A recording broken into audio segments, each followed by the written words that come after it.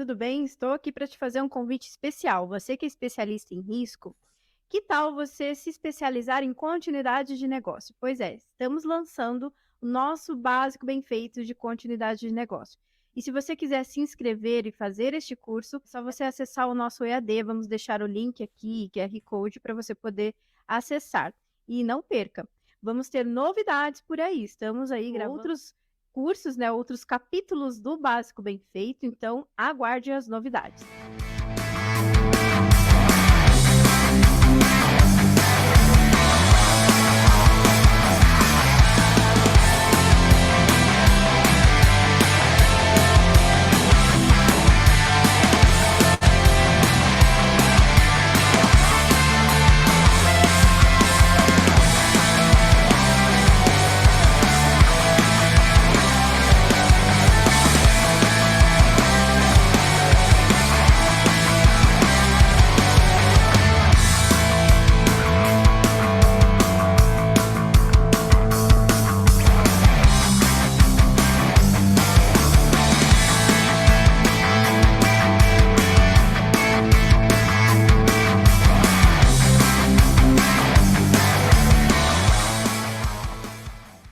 Boa tarde a todos.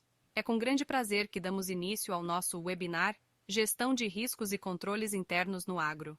Antes de começarmos, gostaríamos de passar alguns avisos importantes. As opiniões e informações expressas durante este webinar são de responsabilidade exclusiva de seus autores e não refletem necessariamente a posição da nossa organização. Reiteramos que somos um fórum aberto, onde se promove a troca de ideias e a liberdade de expressão, mas não nos responsabilizamos pela veracidade ou integralidade das informações aqui compartilhadas. Para aqueles que participarem do webinar completo, será emitido um certificado de participação, que será enviado via e-mail em até 7 dias úteis após a conclusão do evento. Portanto, certifique-se de que seu e-mail de inscrição está correto e ativo. Este webinar será gravado e posteriormente disponibilizado em nossas plataformas digitais para aqueles que desejam rever ou não conseguiram participar ao vivo. Agradecemos a todos pela presença e esperamos que este seja um momento de muito aprendizado e troca de experiências. Vamos começar.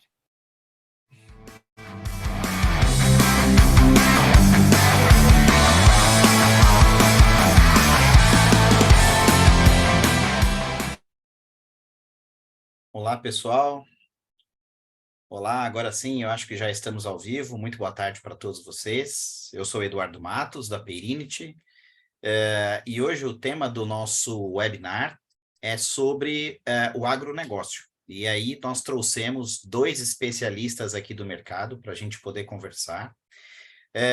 Eu já conheço ambos há alguns anos, né? Nós vamos falar um pouquinho disso aqui. Eu acho que esse bate-papo vai ser muito interessante, porque o nível de conhecimento deles é bem elevado. Então, eu vou começar aqui, primeiro falando a respeito do Vitor Izu, né? A formação do Vitor, né? Ele é formado em Administração de Empresas e Ciências Contábeis pela Universidade Estadual de Londrina, no Paraná. Ele também é pós-graduado em Contabilidade e Controladoria, também pela Universidade Estadual de Londrina, no Paraná, e também fez gestão de projetos pela ESAI FGV. Tem 10 anos de experiência com auditoria no segmento de agronegócio, iniciou sua carreira em Big Four e passou a se especializar e atuar em auditoria interna, com vasta experiência em cadeia de agronegócio, segmentos de produção de grãos, insumos e também em industrialização de alimentos. Tem alta vivência técnica, atua como gerente de auditoria interna em empresa de grande porte do segmento agropecuário no Rio Grande do Sul, que é a Vibra, e liderou projetos de estruturação, comitês de auditoria, riscos e compliance de setores de auditoria interna, programas de gestão de riscos corporativos e programas de integridade em grandes organizações do agro. Fala, Vitor, tudo bem? Muito obrigado pela sua presença, bem-vindo, boa tarde. Boa tarde, tudo bem, Eduardo? Agradecer Tudo o convite jóia. bem rapidinho aí. Gabriel, Rodrigo, Gemal, prazer em estar junto com você aí no webinar. Espero que seja bem produtivo e haja bastante discussões aí. Com Agradeço. certeza, com certeza. E agora vamos falar então do nosso outro colega que está aqui. Esse tem muitas muitas especializações, enfim. Ele é mestrando em governança corporativa, pós-graduado em finanças e formado em administração de empresas. Com 17 anos de experiência na área de auditoria, atualmente atua como gerente de auditoria interna na Ativus, que é a segunda empresa de bioenergia no Brasil. Teve cargos de gerência e coordenação em empresas como Toshiba, que foi onde eu conheci há cerca de 10 anos atrás, e também na Coca-Cola. É diretor executivo de agronegócios da Associação Nacional de Executivos de Finanças, Administração e Contabilidade, a ANEFAC, e é professor palestrante em cursos de MBA relacionados ao tema de auditoria interna, compliance, gestão de riscos e perícia. Como vai, Gemal? Boa tarde, bem-vindo. Boa tarde, Eduardo. Boa tarde a todos. Boa tarde, Vitor. Prazer novamente em falar contigo. Agradeço primeiro, Eduardo e a Perinit pelo convite. Depois também queria agradecer a Ativus aí pela participação. Obrigado. Maravilha. E um ótimo webinar para nós aqui. Com certeza, a gente agradece também da parte da Ativus aí a permissão, a liberação, e também a Vibra pela permissão, pela liberação do Vitor e Zu. Bom, pessoal, para fomentar esse nosso bate-papo aqui, nós temos bastante coisa interessante para falar dentro desse nosso tempo de 1 hora. Eu vou começar trazendo alguns dados do mercado de agro. São dados interessantes, pessoal. E esses dados aqui que eu vou mencionar, eles mostram a pujança desse segmento de agronegócio, o tamanho dele, a importância dele no nosso país. Veja só, o agronegócio brasileiro, ele emprega mais de 19 milhões de pessoas. Esse é um dado do CPEA. Pessoal, 19 milhões de pessoas é equivalente à população do Paraguai, do Uruguai e da Bolívia juntos, né? Ou então é equivalente à população do Chile, que também é de 19 milhões de pessoas. Ou seja, só no Brasil nós temos 19 milhões de pessoas trabalhando no agronegócio, né? A participação do agro no mercado de trabalho brasileiro foi de 20,33%, e esse dado aí é de julho a setembro do ano passado, de 2022, não é? Está próximo de fazer 1 ano. Dados agora do agronegócio a respeito das importações e das exportações. Falando primeiro da exportação.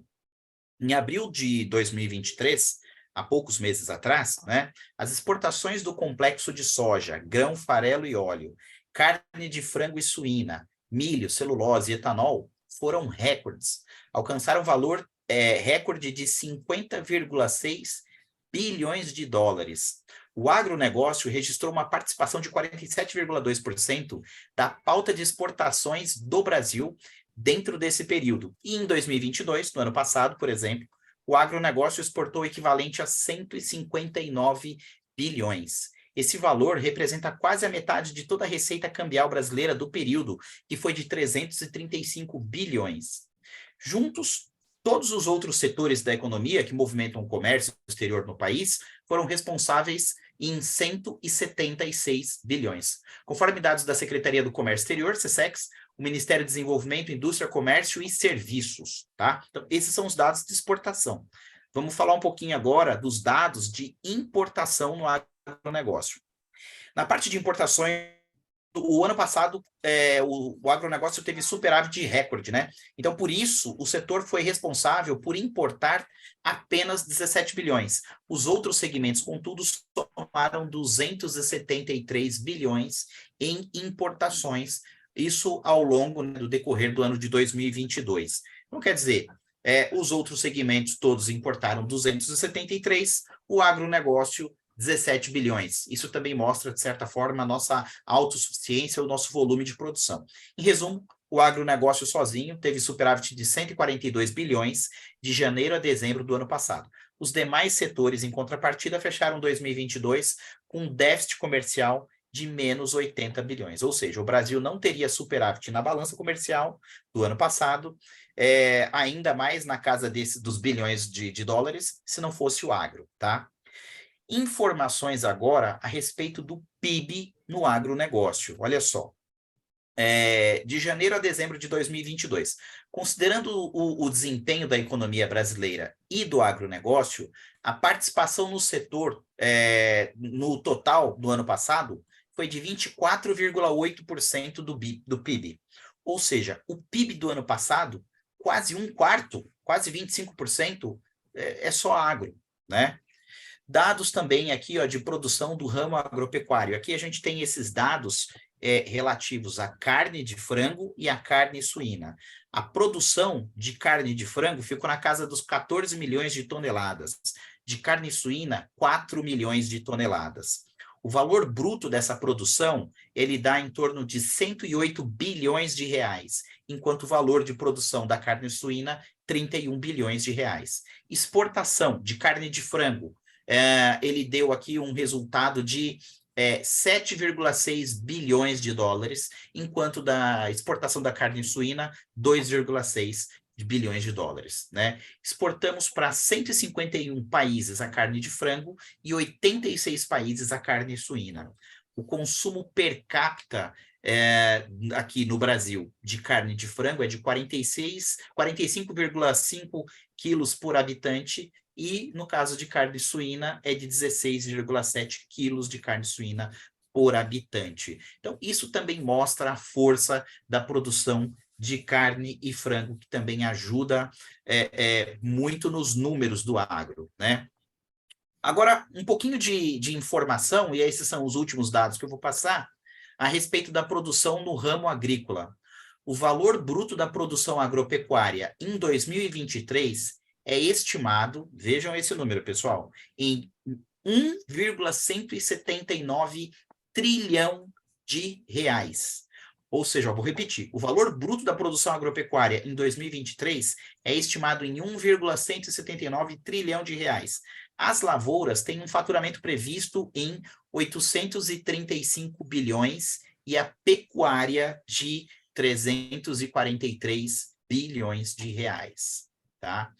Então, pessoal, com base nessas informações, nesses dados, nosso tema aqui é a gestão de risco e é o controle interno no agro, né? Assim sendo, eu já vou começar aqui, então, com uma primeira provocação, uma pergunta que eu vou fazer para o Vitor.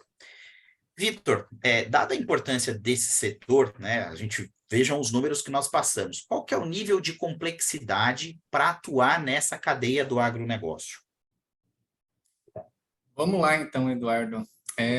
Vou dar assim, um panorama muito resumido, tá? A gente falar em riscos, a gente precisa entender a complexidade ali. Eu vou tentar segmentar esse mercado, esse ramo agrícola. Quando a gente fala dele, envolve muitos players, certo?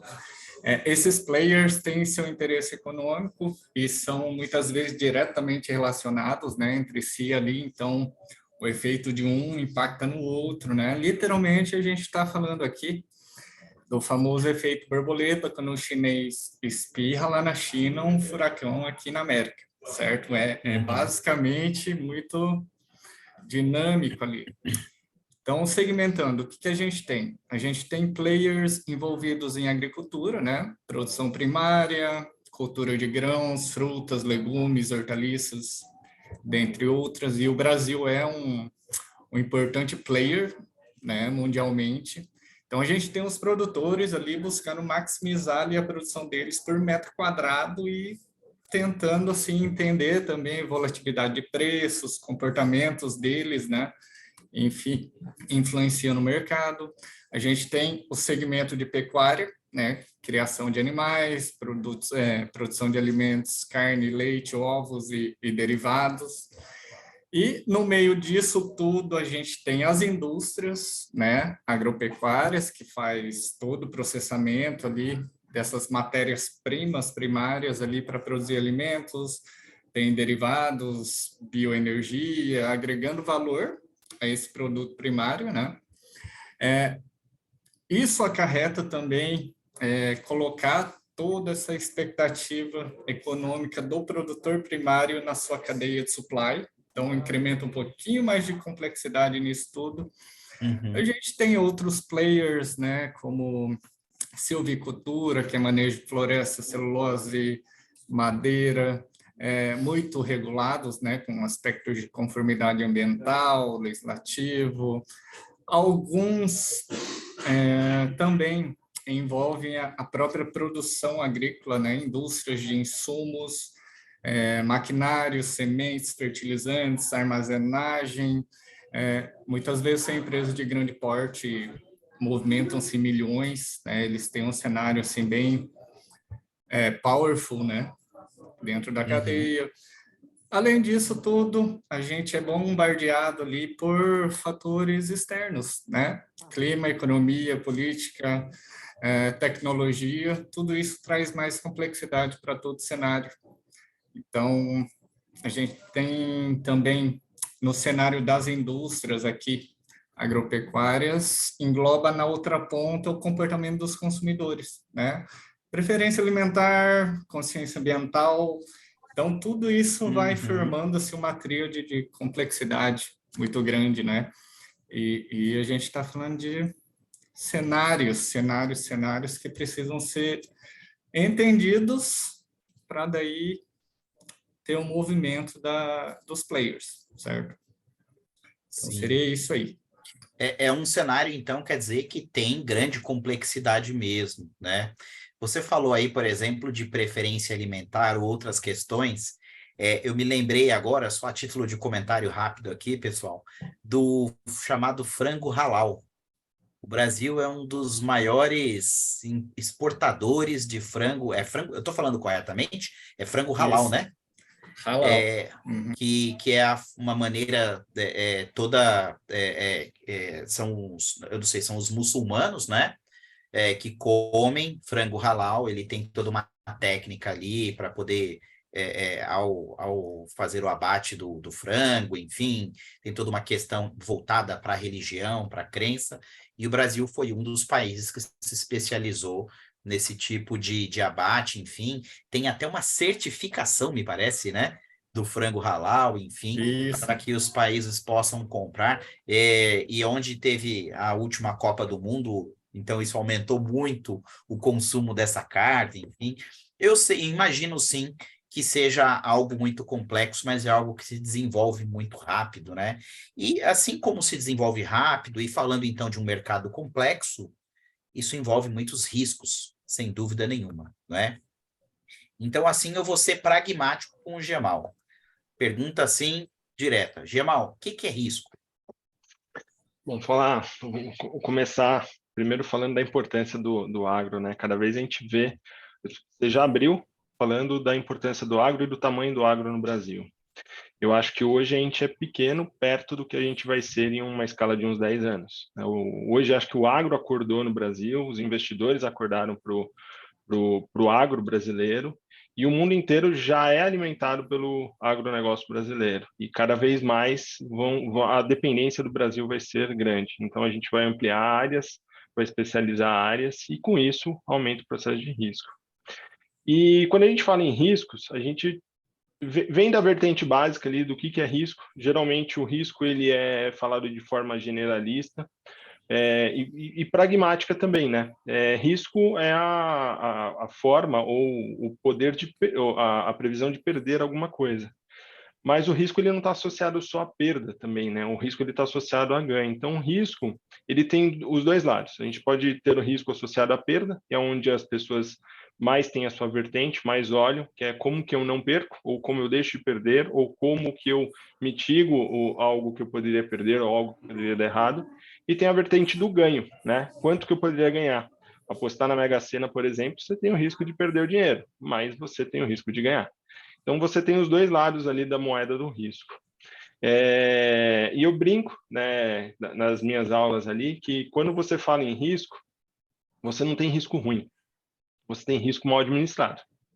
E o risco mal administrado, que é aquele risco que você não conhece ou desconhece ele totalmente. Se você souber que ele existe e se planejar para ele, você acaba mitigando o impacto negativo na sua operação. Senão não existiria a seguradora. Se você for pensar bem, a seguradora compra e vende risco o tempo inteiro. Então, o risco ele está muito associado ao que a gente pode perder, mas ele também tem a parte onde a gente tem que ver, que é a parte que você pode ganhar. Então, fazer um investimento em determinada área, no agronegócio, a gente faz investimentos, e esses investimentos eles têm certos riscos, mas se eles forem mitigados corretamente e se os riscos derem certo, você tem um ganho, senão você vai ter um prejuízo. Então, o risco é Perfeito. basicamente isso, Eduardo.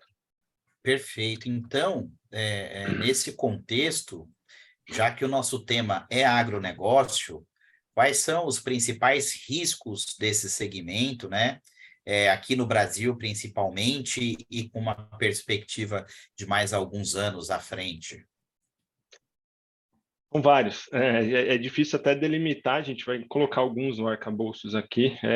Até me apegar numa frase que o Vitor falou aqui no bate-papo prévio que a gente teve. A gente tem que delimitar o que é agronegócio. Depois do que o Vitor falou ali naquela prévia nossa que a gente estava conversando, eu comecei a pensar. Eu falei, nossa, eu conheço gente que trabalha 15, 20 anos no agronegócio e nunca pisou no campo. Né? Então, o agronegócio é complexo do tamanho que tem gente que trabalha no agro e nem pôs o pé no campo. Exato. Olhando para o agronegócio em si e conhecendo o que a gente vê ali, campo mesmo, né, tirando a terra, a grama molhada ali, a gente tem principal risco condição climática. Eu acho que cada vez mais a gente tem uma condição climática que ela é inerente do agronegócio, não importa se aqui ou lá fora, no mundo, mas as condições climáticas elas mudam. Esse ano mesmo, a gente teve chuva onde nunca chove, a gente teve geada, começamos a ter geada em locais que jamais seriam pensados. O frio extremo, o calor extremo, então isso tudo está começando a ser visto como um risco para algumas áreas do agronegócio. Segundo item, talvez, que eu falaria aqui, seria o preço de commodity. Ele é influenciado pelo primeiro clima, né? A condição climática ela influencia no preço da commodity. A commodity ela é volátil porque pela própria condição dela de ser uma commodity, é o mercado que dita o preço dela. E isso pode ser oportunidades, pode gerar oportunidades de ganho, mas pode gerar prejuízo se você não souber administrar essa volatilidade. E um terceiro item aqui é a infraestrutura, que quem roda aqui no Brasil sabe como é que funciona a infraestrutura, né, Eduardo e Vitor? A gente tem uma infraestrutura muito precária, a gente não tem, os modais não são os melhores no Brasil, estima-se uma perda muito grande da produção nas estradas brasileiras, então boa parte da nossa produção é perdida no transporte. A gente não tem malhas ferroviárias muito grandes e nem complexas, elas são simples e pequenas. Isso deixa a gente a ver do modal ali de transporte rodoviário. As condições das estradas, elas não são boas, são muito Uhum. ruins, a gente conhece. São poucos lugares no Brasil onde a gente tem uma malha viária boa e ela é vista como um risco grande para os próximos anos. Por quê? A gente não investe em malha rodoviária e com o aumento da produção, lógico que essa malha vai ser mais utilizada e, por consequência, ela vai ser mais desgastada também. Então, é um risco ali da gente começar a ver e cobrar dos governos também alguns outros modais, não só a reforma das rodovias, mas a troca de modais também para modais mais efetivos. Perfeito, perfeito. Depois a gente poderia falar talvez de política agrícola, né? A política agrícola que hoje ela está numa incerteza muito grande. E aí eu faço uma menção da política agrícola para a insegurança jurídica que a gente tem no Brasil também, principalmente agora, em começo de governo, a gente não tem algumas decisões, a gente sabe que apesar do PT acenar muito para o agronegócio, o PT nunca foi muito amigo do agro. A gente espera que esse conflito seja resolvido em curto prazo. Então, a insegurança jurídica ela se torna agora, nos próximos 3 anos, como um potencial, né, um potencial risco grande que a gente precisa também tratar. Lembrando, esse potencial ele afasta o investidor. E é o que falta também o investidor no Brasil ainda, né, principalmente no agronegócio. O investidor, quando ele não vê segurança jurídica para investir, ele tende a fugir desse risco. Né? Exato. Ele tem, por exemplo, receio dessa parte de regulação ambiental, que não é bem definida aqui no nosso país, por exemplo. Boa, esse é um outro risco que eu citaria também, viu, Eduardo? Porque a gente tem uma questão ambiental com terrenos, com os insumos, né, os próprios insumos agrícolas ali, e a insegurança jurídica ela também trata, né? Eu vou poder usar mais e irrigação, na verdade, e fertirrigação ali, né? Como é que fala? Uhum. Adubação, principalmente pesticida, o que eu posso usar? E daí a gente vem na questão ali de pragas e doenças, nessa questão ambiental. Porque quanto mais pesticida eu utilizo, mais fortes as pragas e as doenças ficam, ou outras são geradas e criadas por consequência do enfraquecimento de solo ou melhoria de solo e assim por diante. Então, é uma mão de via dupla aí, né? Eu aumento o consumo, aumento a utilização de pesticida, eu melhoro a qualidade da minha produção, só que eu aumento a resistência para novas pragas. Se novas pragas aparecem, eu preciso jogar mais e assim por diante. E aí a gente vem na questão do consumo, que o Vitor mesmo abriu falando. A gente tem uma conscientização de consumo muito forte hoje. E cada vez mais as pessoas querem consumir alimentos que tenham menos carga de pesticida, né? Ou agrotóxico, de forma geral, né? Não é só no pesticida ali no defensivo, mas pode ser no adubo, pode ser em outras partes também que ele vem. Então, essa conscientização, ela está mudando a forma de consumo. Essa forma de consumo, ela pode ser, sim, um risco para a gente. Só que, lembrando, o Brasil hoje também é um coração ali do agro no mundo. É o grande fornecedor de alimento para o mundo inteiro. E a gente está falando de produção em escala. E produção em escala, a gente tem que utilizar alguns defensivos. Não estou defendendo aqui o uso de O pesticida, não mas uso, ou o uso. o não uso, não sou a favor nem desfavor assim, mas eu acho assim, nos próximos anos a gente vai ver uma mudança. O Vitor trouxe antecipou esse assunto também. Eu acho que o uso de tecnologia vai ser utilizada a tecnologia para você diminuir a carga de adubo que você coloca ou de agrotóxico que você coloca. Antigamente, você lembra, para a gente colocar agrotóxico numa região que tinha, por exemplo, alguma praga, você tinha que fazer pulverização aérea, onde você não tinha controle de onde aquela nuvem de fumaça ia. Hoje a gente já consegue ter uma pulverização com drones, onde elas são mais precisas, deixaram mais barato, porque agora você não precisa do avião, você tem um drone. Exato. O drone é mais fácil de levantar e pousar, ele depende de uma infraestrutura menor, gasta menos, e ele aplica com uma precisão maior. Então, ao invés de pulverizar tudo, eu pulverizo só um único local ali, e esse local ele já está estancado. Então, Perfeito. ele é um risco. E por último, acho que para fechar, não sei da minha parte, o que eu acho que é o que a gente tem a discutir aqui, que é o que falta, principalmente para o agronegócio, que é o acesso ao crédito, talvez, que fosse um grande risco. Cada vez mais o agronegócio ele precisa de crédito, não só do Plano Safra, mas de crédito privado e cada vez menos ou cada vez mais os bancos e os intermediários ali, eles querem qualificação do agronegócio. Essa qualificação também é um risco, porque o mercado do agronegócio no Brasil, ele é muito frágil, principalmente quando a gente fala no etarismo. 50% do agronegócio brasileiro, dos produtores, eles têm mais de 50 anos, ou estão na faixa de 50 anos. E grande parte, não sei o percentual, mas grande parte não tem um sucessor. Então, a gente tem problemas, inclusive, de continuidade. É lógico que esse mercado muda, né? Eu acho que nunca a gente vai ter um problema de continuidade, mas a gente vai ter esse problema de sucessão. Só que, na minha visão, a sucessão ela pode vir por meio dos filhos, que em grande parte a gente sabe que migrou para a cidade, e hoje parte desses migram para o campo novamente, mas boa parte continua na cidade com outra profissão que não as dos pais.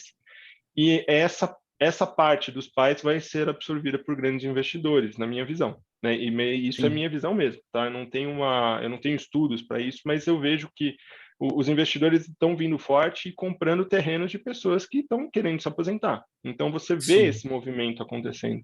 Eu acredito que isso vai acontecer de uma forma mais qualificada para o futuro.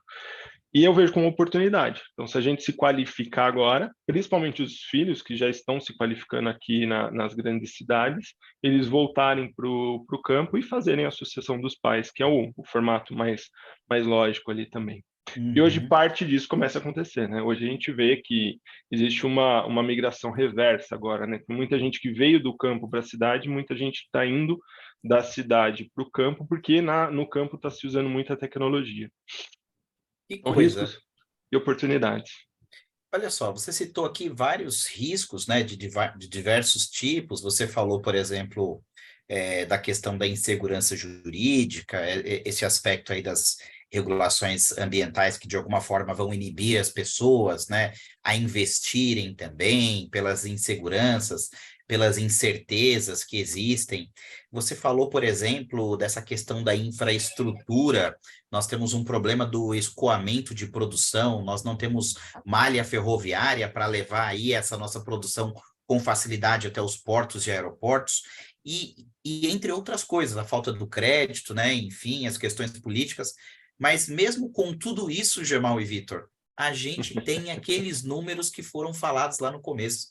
Imagina, por exemplo, se nós tivéssemos uma malha ferroviária mais eficiente, se nós tivéssemos um acesso ao crédito que atendesse o segmento, não é? Se nós não tivéssemos insegurança jurídica, melhores definições nos aspectos ambientais, imagina o que é que não seria a produção do Brasil, né? O Brasil já é recordista no mundo em grãos, enfim, imagina como não seria se não tivesse todos esses elementos muito bem tratados, mitigados, né? Como o Gemal falou. Realmente, muito interessante. E eu acho que essa é a tendência, tá, Eduardo? Essa é a gente cobrar governos. É lógico que muitas empresas e investidores grandes, eles já fazem essa conta no payback, no retorno deles ali, eles já fazem a conta, opa, peraí, eu vou ter uma perda por causa de malha ferroviária que não existe, eu vou ter que usar rodo.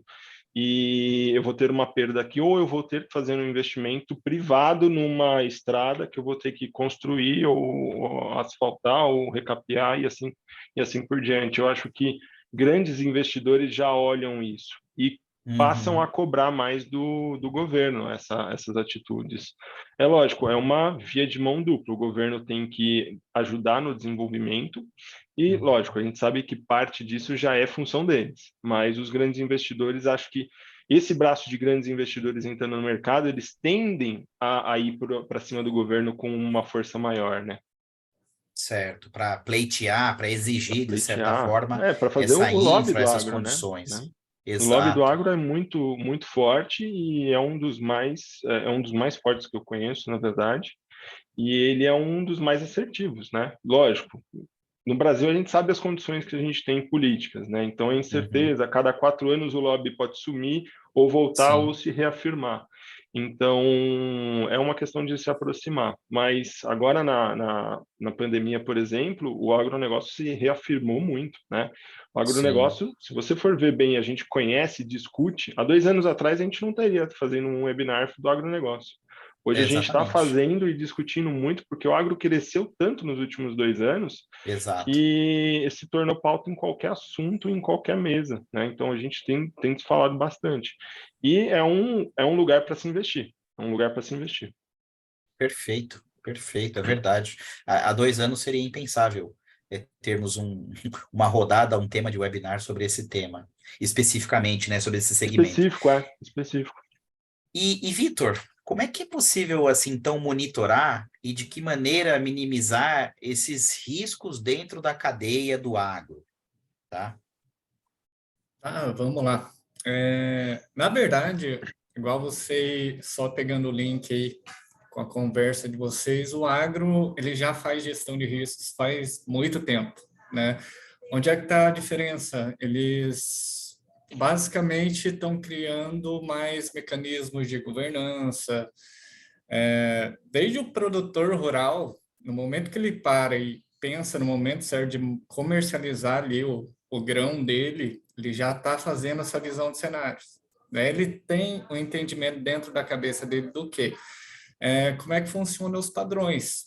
Ele sabe ali que quando o câmbio está oscilando, aconteceu uma seca ali nos Estados Unidos, no cinturão ali, é um indicativo que pode subir, então vou segurar aqui o meu grão, não vou comercializar. Então, basicamente, o player que estiver atuando no mercado agro, ele tem que ter essa visão, né? Os padrões, como é que funciona ali as tendências, e tentar apostar ali nas variáveis, né, para fazer uma projeção para uma decisão mais assertiva. Né? A gestão de riscos, ela nunca vai mitigar 100% das coisas, então não é possível você acertar sempre, né? Você acaba fazendo gestão de riscos para cadenciar, né, fazer uma triagem do que seria mais relevante a gente acreditar naquele momento, porque o agro é assim, você está ali no mês de janeiro entrando com a previsão toda para o seu budget ali até o final do ano, acontece alguma coisa 2 meses depois ali, seja clima, econômico, aspecto comercial ali de algum insumo, mudou tudo. Sim, A sim. sua projeção considerou ali algumas variáveis, né, de cenários.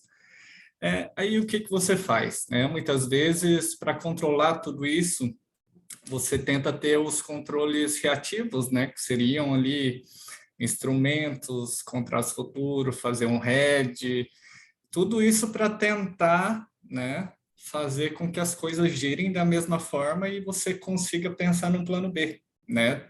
É tudo muito dinâmico, tem que entender ali a velocidade das coisas e também as opções. Então, por isso que é importante, igual o Gemal colocou, saber com que está lidando para daí fazer essa avaliação e ter um plano B, que seria um plano de contingências, né, que a gente chama, e tentar se virar.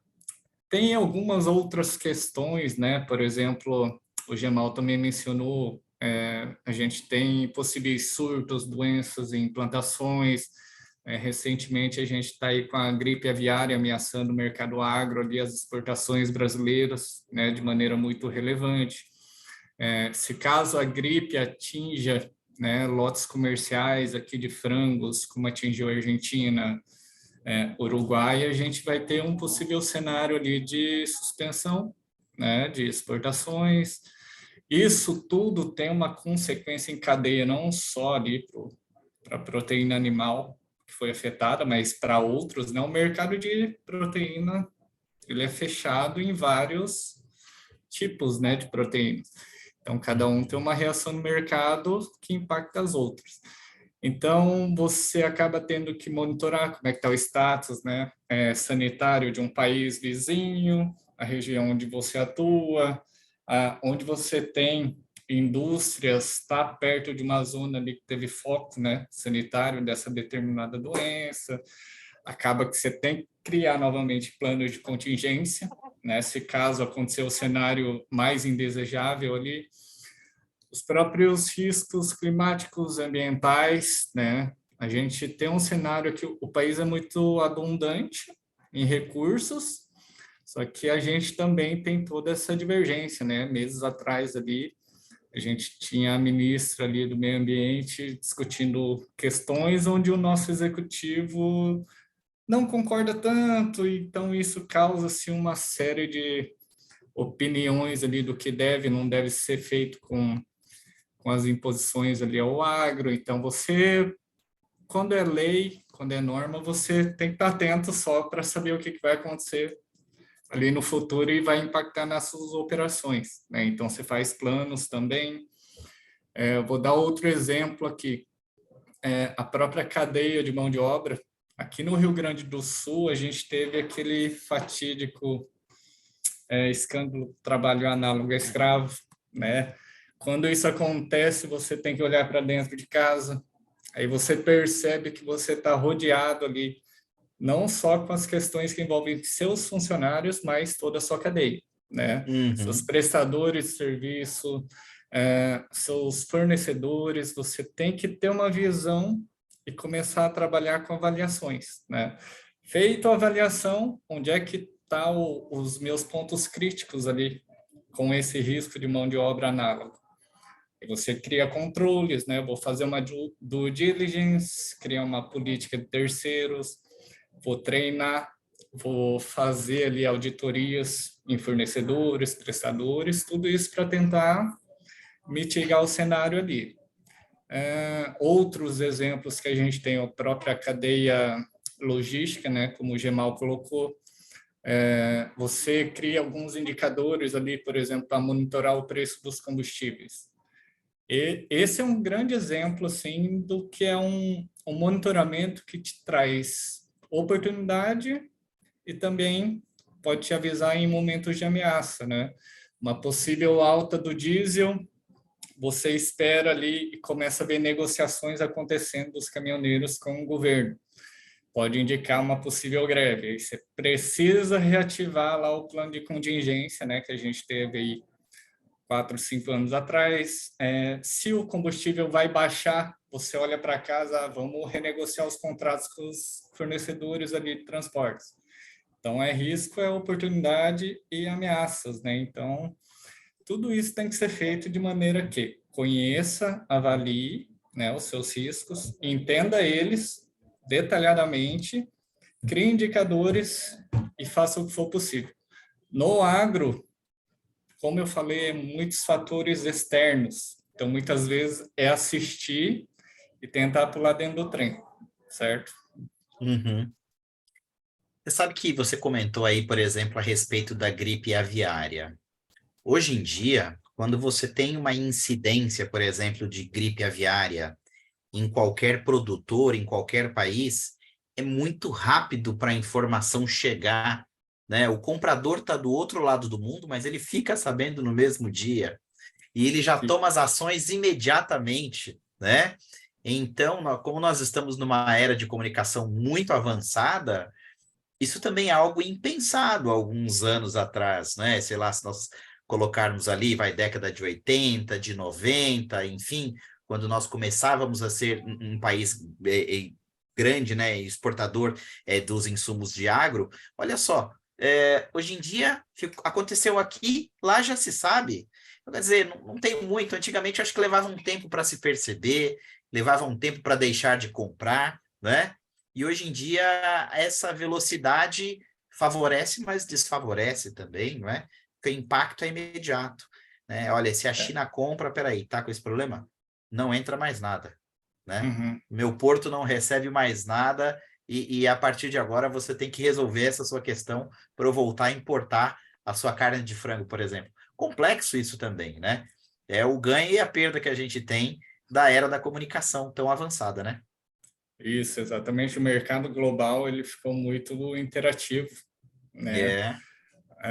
Você já discute e joga uma pedrinha ali e pergunta: se acontecesse, porventura, um cenário desse tipo, por exemplo, greve aviária, você toparia fazer uma negociação conosco de tentar segmentar as regiões? Se acontecer aqui um foco no Brasil, a gente vai matar tudo que tem ali perto, ao redor, mas os outros locais você continua comprando. Aí você vai medindo o termômetro e vendo se aquele país vai ou não tentar te suspender, né? Então, Pois é é. complexo porque tem fins comerciais no meio, Uhum. né, econômicos e fins políticos ainda. Então, Sim. muitos países dependem, né, da proteína brasileira. Então, eu acredito que não vai ser um cenário assim onde vai demorar muito para eles retomarem, mas a gente vai ter que fazer a nossa lição de casa aqui, vai ser bem conturbado nesse E caso, né? essa é uma das vantagens também do Brasil ser um Hum. país continental, né? Porque você consegue segmentar. Então, você não precisa proibir a exportação do Brasil como um todo. Você pode proibir a exportação de determinada região. Uhum. De E essa focos é uma das produtivos vantagens, específicos. isso. É. E Bacana. já existem até alertas, né, para novos surtos, já existem até riscos sendo mitigados, aves sendo confinadas, né, para diminuir esse risco. Mas é que nem vocês falaram, alguma coisa que saiu agora à tarde chega em qualquer parte do mundo na velocidade da luz, né? É muito rápido. É. Pois é.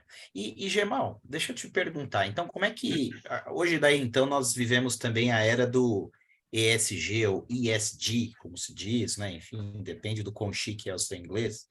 E aí, o que que acontece? Como é que é possível minimizar o risco de governança do agronegócio? Se a gente for falar da parte do G, do ESG mesmo, como é que a gente consegue minimizar isso falando do agronegócio? Sim, até bacana, já vi até no chat aqui, que já tem perguntas sobre esse tema, então depois a gente pode abordar essas Boa. Terminando perguntas. essa pergunta, a gente já vai começar. Ah, e antes de você falar, Gemal, desculpa, Tá. Rodrigo, Gabriel, se vocês quiserem já lançar alguma enquete, ou fica à vontade já, tá bom? Pode lançar para o pessoal já ir vendo aí. Então, siga lá, Gemal, Perfeito. Mas desculpa. para a gente mitigar o risco de governança, lembrando, a governança no agronegócio é tido hoje como um dos principais gaps, um dos principais riscos ali do agro, principalmente para investidor. Tanto interno, né, tanto o investidor brasileiro como os estrangeiros, eles têm a governança como um fator crítico. Em muitas conversas com bancos que eu participo pela NFAC ou até pelos assuntos que a gente trata ali dentro da Ativos, a gente escuta que a área de crédito não vem, o crédito não vai para o agronegócio por conta do sistema de governança.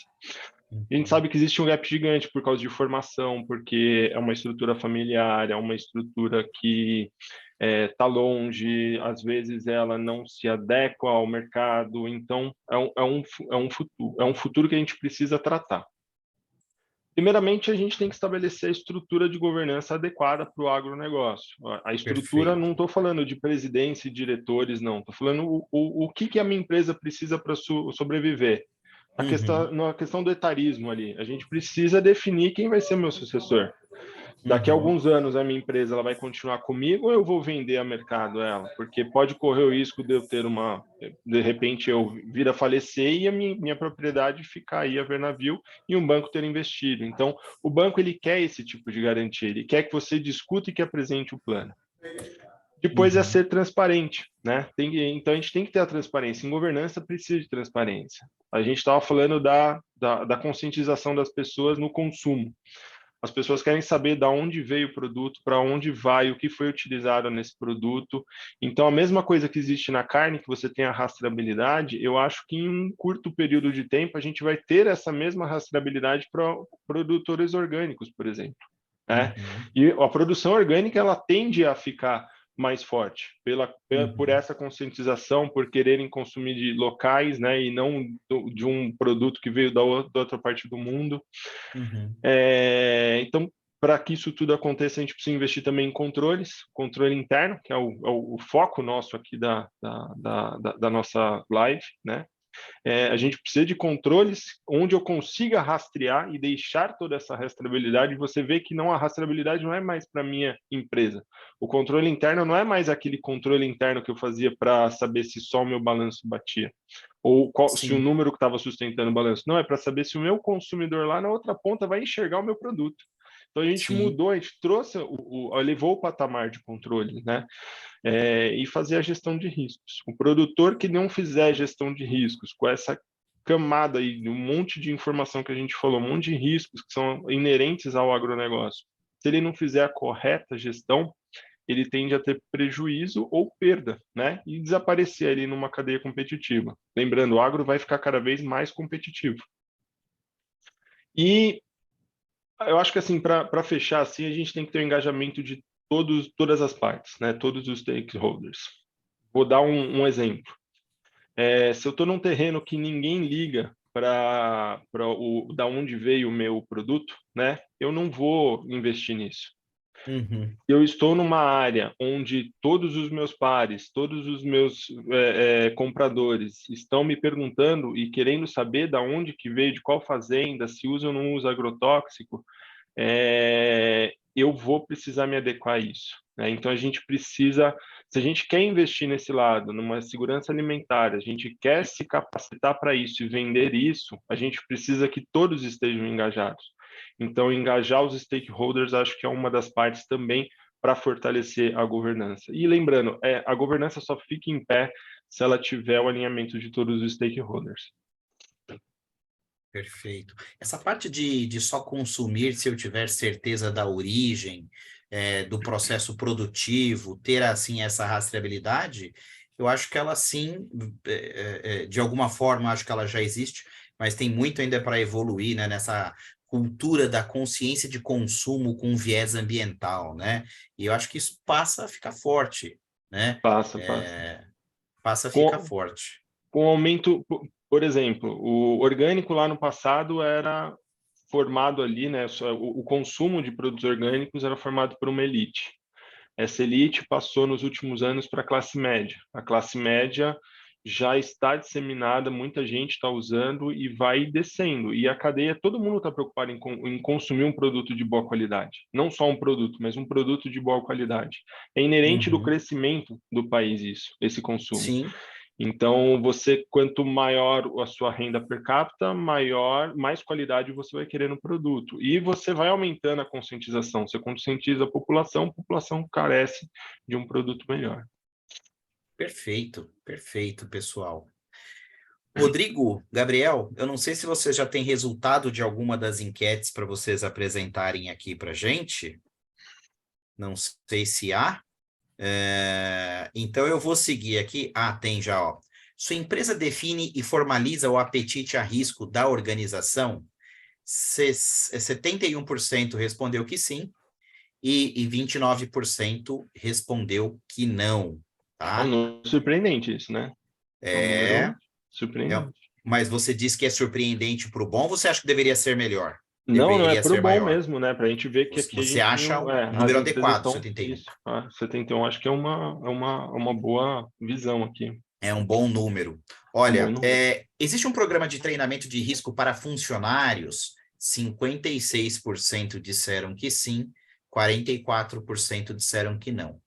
Então, quer dizer, ainda tem muita empresa que deixa o colaborador ali à mercê da função sem treiná-lo, sem capacitá-lo, né? Mas Já se a esse gente número não pensar é tão bom é, também, né? mas assim, se pensar na natureza, que a gente não é um país que tem uma cultura de risco, a gente não, eu tenho que lembrar, toda a cultura de risco é importada, né? A gente Sim, importa tudo e vem por empresas estrangeiras. É um número bom, quase 60% hoje. Tá certo, a gente tem muito a melhorar, fato, mas é um sim, número bom, né? A gente também vê é. assim, opa, peraí, se olhando aqui, se quase 60% das pessoas aqui, ou a empresa das pessoas que estão participando da live, que tem bastante gente aqui, e que responderam aqui também, né? Elas fazem um programa de treinamento para os funcionários, né? Então, acho que é um tema bom. Lógico, sempre tem Sim, mercado para melhorar. Se fosse 90, a gente ia falar, opa, tem 10 ainda para melhorar. tem 10 ainda para melhorar, é. Mas é que a gente também, isso que você está falando está muito correto, Gemal. A gente sempre tem que falar também se é bom ou ruim o número, mas sempre com um viés de comparação como era antes, há pouco tempo Verdade, atrás, verdade. né? E a gente E está se a falando em gente curto prazo. comparar exatamente, a gente vai ver aí um avanço, né? Um ganho. Tem mais dado aí, Rodrigo e Gabriel, para apresentar para a gente? Adotam indicadores de risco e reportam para o board? Então, ó, quase 70% sim e 31% não. Eu acho que esse também é um bom número, Um bom número. né? A gente está falando de Também é um bom número. 70%, É um Isso, bom número. exato. E tem mais uma? Tem mais uma última que foi liberada ou foram essas três? Me Foram parece que eu essas vi mais três. uma. Essas três? Então tá bom, Isso. perfeito.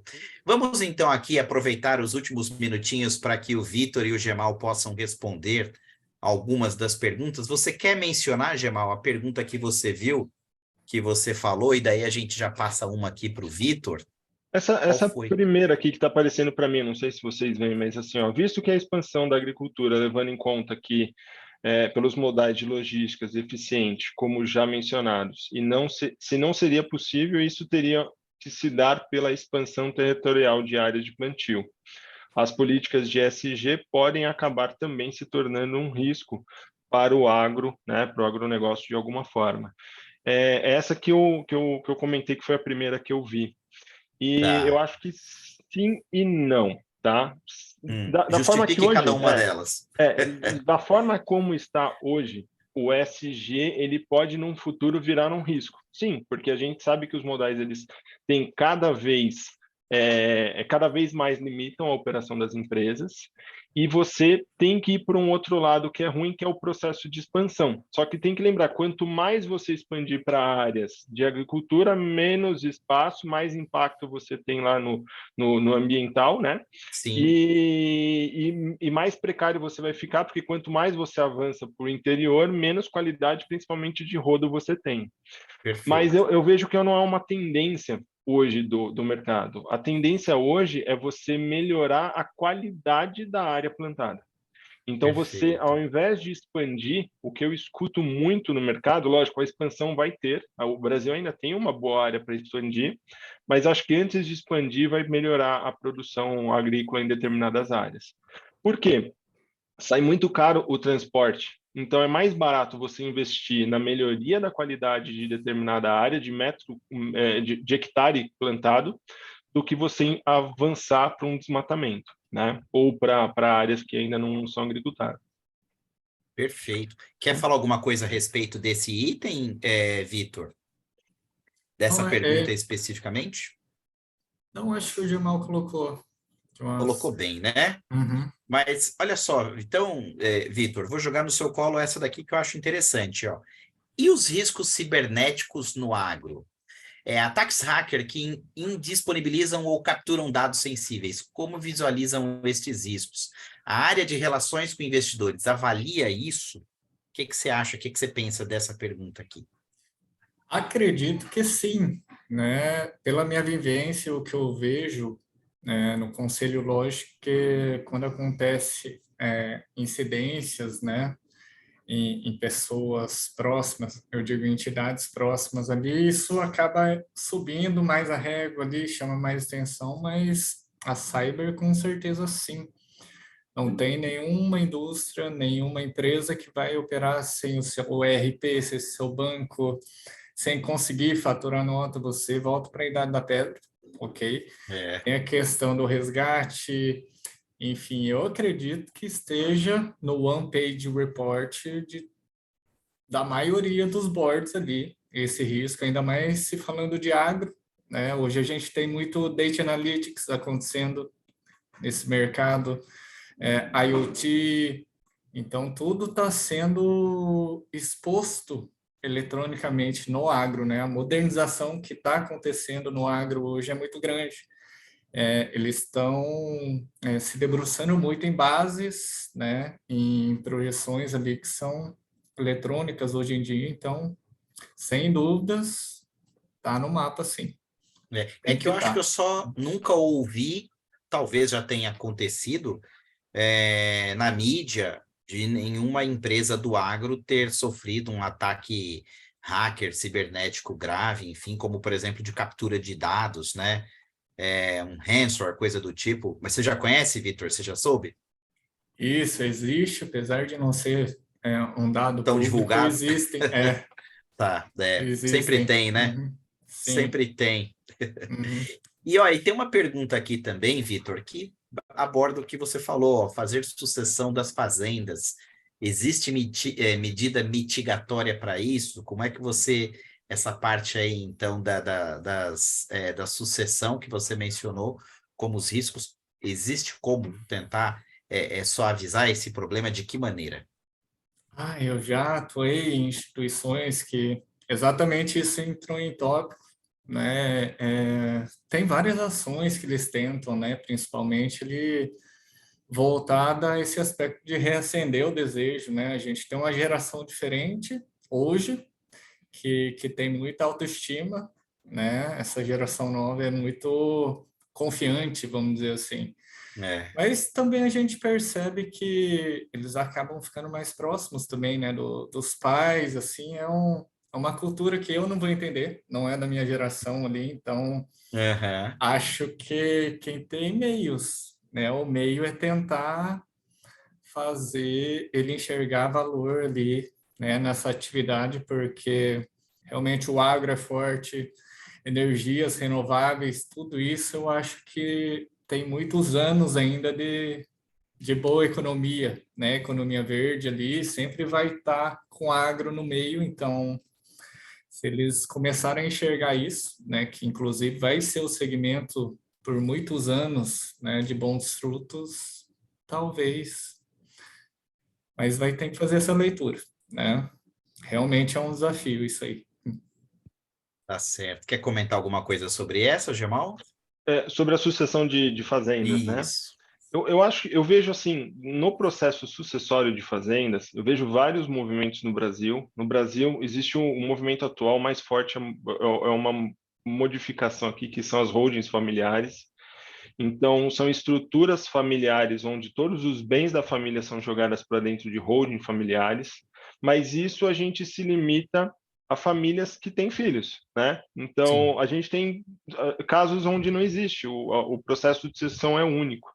Então, eu acho que, é lógico, se a pessoa não tem herdeiro, ela não se preocupa, né? Porque a partir do momento que ela morrer, aquilo não é mais problema dela.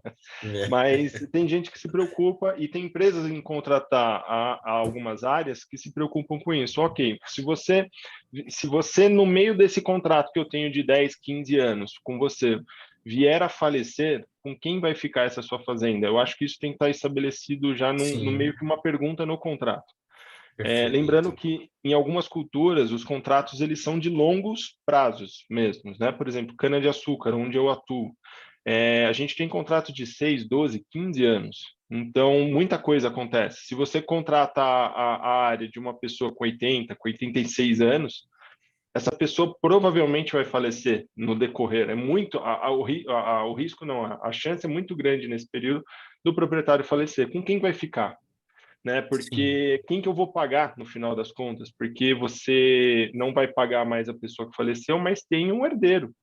Vai sim. ter um herdeiro direto que eu vou pagar? Não tem. Então vocês já têm um acordo, já está escriturado esse acordo. Então esse processo ele tem que ter ele tem que ter um acompanhamento de perto. Eu Assim vejo como isso acontecer. também. Não, pode falar, pode completar, Eu Gemal. vejo isso acontecer? Não, não vejo, nunca vi assim. Fora quando a gente vê a contratação ou a alocação da terra para uma pessoa, para uma holding familiar, fora isso, eu não vejo essa preocupação hoje ainda no Brasil, mas existem sim formas de se mitigar esse processo. Um deles seria a holding, a outra parte Uhum, seria como que vai ser o inventário, a divisão dos bens ali, né? Então, uhum. lembrando que no pós-morte tem a questão do inventário, que ele é burocrático, demora, se não tiver muito bem definido num plano de sucessão, vai demorar, não é pouco. Se tiver briga entre filhos ainda, vai se alongar mais ainda.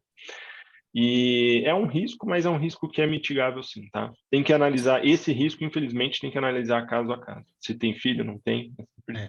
A falta de previsibilidade desse aspecto da questão sucessória, eu acho que ela impacta também na concessão do crédito, né?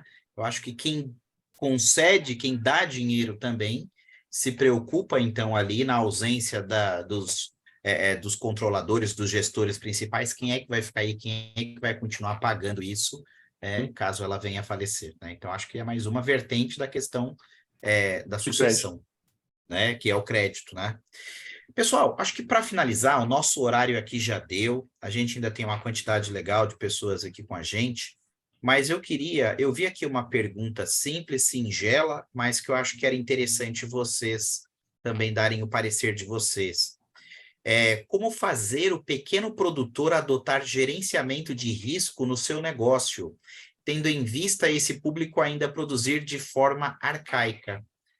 Qual a opinião? Queria ouvir a opinião de cada um de vocês dois aí, Vitor e Gemal. Posso começar, Vitor? Pode, Posso? vai lá. O pequeno produtor, eu acho que a grande parte do país é pequeno produtor, né? O agro Sim, brasileiro agricultura familiar. é de pequeno produtor. Eles já adotam muita parte de gestão de riscos, né? Então, o Vitor até falou, a partir do momento, se eu vou plantar soja, milho ou qualquer outra coisa, ele já avalia como está o mercado nos Estados Unidos. Uhum, Então, ele já faz uma avaliação de cenário. Qual que é o clima da minha região, né? Processo de sementes, né? Minha região ela vai chover muito ou pouco. Ele vai fazer a escolha consciente. Então, ele define qual cultura que ele vai colocar na terra dele sim, e já é uma mitigação de risco. Ele define qual o produto, né, qual a qualidade do produto com base se vai chover ou não, né, se tem praga ou não. Então, o pequeno produtor ele já faz muita gestão de riscos sem ser formal. Eu acho que a questão não tem como a gente impor, né? Mas eu acho que o mercado vai acabar impondo via crédito isso. Para eu acessar crédito, eu vou querer ver toda a sua forma, todo o seu ESG aí, né?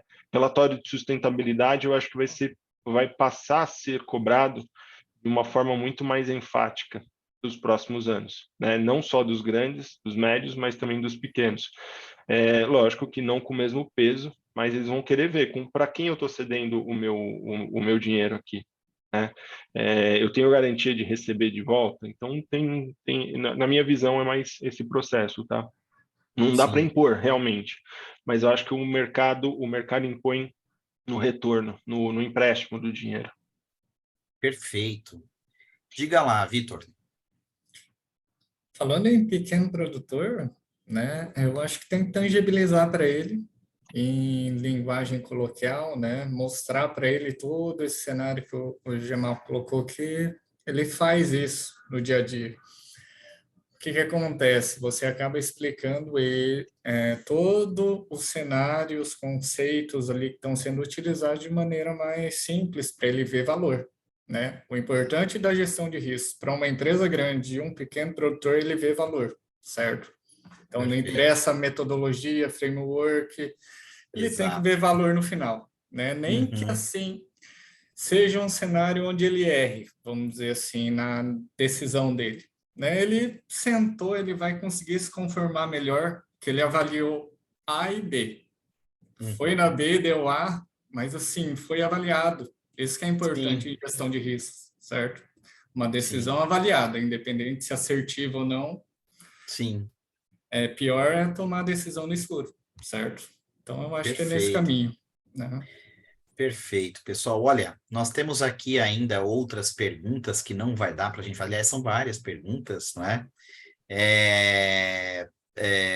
Tem a Glória, está agradecendo aqui a discussão preciosa. Gostaria de sugerir um webinar sobre as ONGs, né, as organizações não governamentais, que seria interessante também. Quem sabe a gente pode sim fazer um webinar com esse tema, né? E entre outras perguntas, tá, pessoal? Outros temas, a gente vê que tem bastante gente aqui que tem conhecimento do tema, que está dando opinião de valor. Eu queria aqui agradecer a presença do Vitor Izu. Muito obrigado por enriquecer esse webinar. A Perini te agradece, né? Eu agradeço em nome da Perini, agradeço pessoalmente também.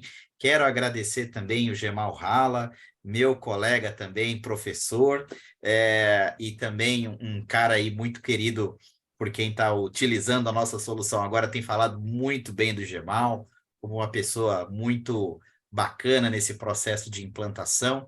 Vocês são conhecedores do mercado e trouxeram boas informações aí para a nossa webinar. Eu vou dar aqui aí mais um minutinho para cada um de vocês também se despedir e, mais uma vez, eu quero agradecer a presença de vocês.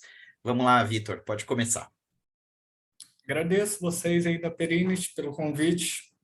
Espero ter contribuído aí com vocês, tá? Meu Contribuiu. agradecimento aí, Eduardo, pessoal do staff aí, Rodrigo, Gabriel, Gemal também, prazer conhecer você, né?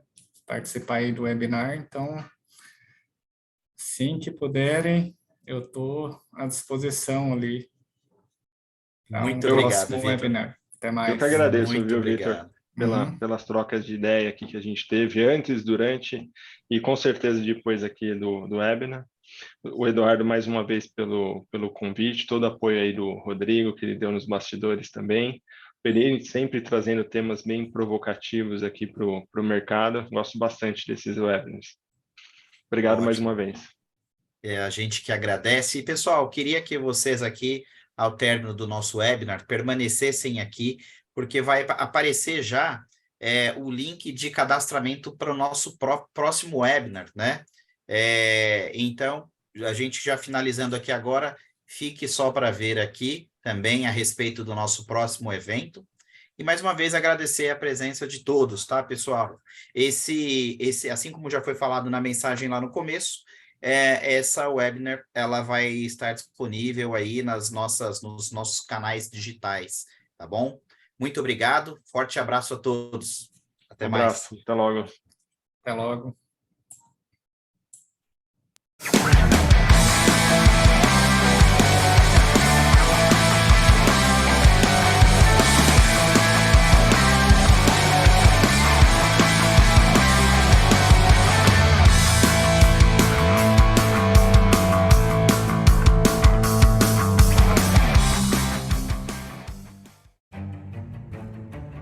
Boa tarde.